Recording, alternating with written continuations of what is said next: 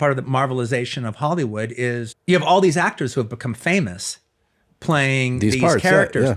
but they're not movie stars. Right. Captain America is the star. Right. Thor is the star. Quentin Tarantino is taking some heat for saying on the Two Bears, One Cave podcast that the MCU isn't generating any marquee stars.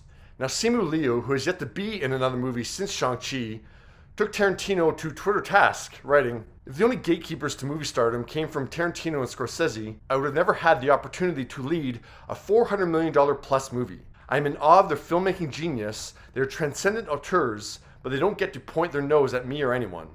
Okay.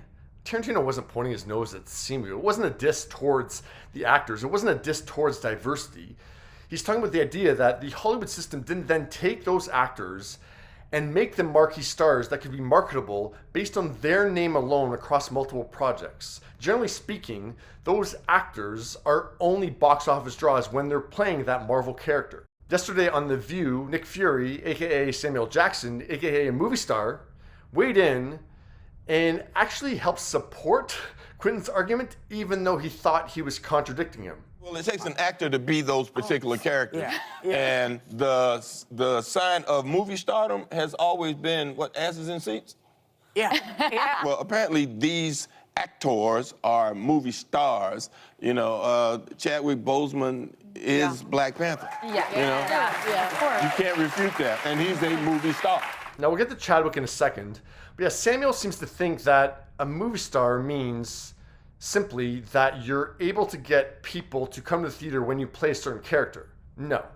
For example, Neve Campbell is only a box office draw when she plays Sidney Prescott. She ain't getting butts in seats for every single movie that she's in. A movie star is somebody that gets people to go to the theater regardless of what the plot is. They just want to go see them in a movie. Like, remember when we used to say, want to go see the new Tom Hanks movie, the Sandra Bullock movie, the Denzel Washington movie, the Julia Roberts movie? For decades, the premise was almost an afterthought for moviegoers. The first drive to go to that theater was that person's name on a poster or on the marquee. Sandra Bullock is in Speed.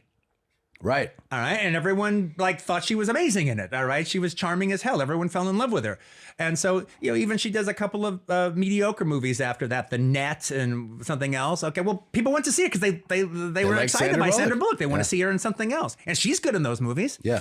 But that's not the case now. Now, in terms of the Marvel bunch, Robert Downey Jr. was already a movie star before Iron Man, and actually he hasn't done much since, so he's left out of this. And I'd even exclude Chadwick as well. He was already a movie star with 42 and Get On Up, and followed up Black Panther with 21 Bridges. Like, that's a movie star poster right there. Put their face and their name on a poster and you can sell a movie.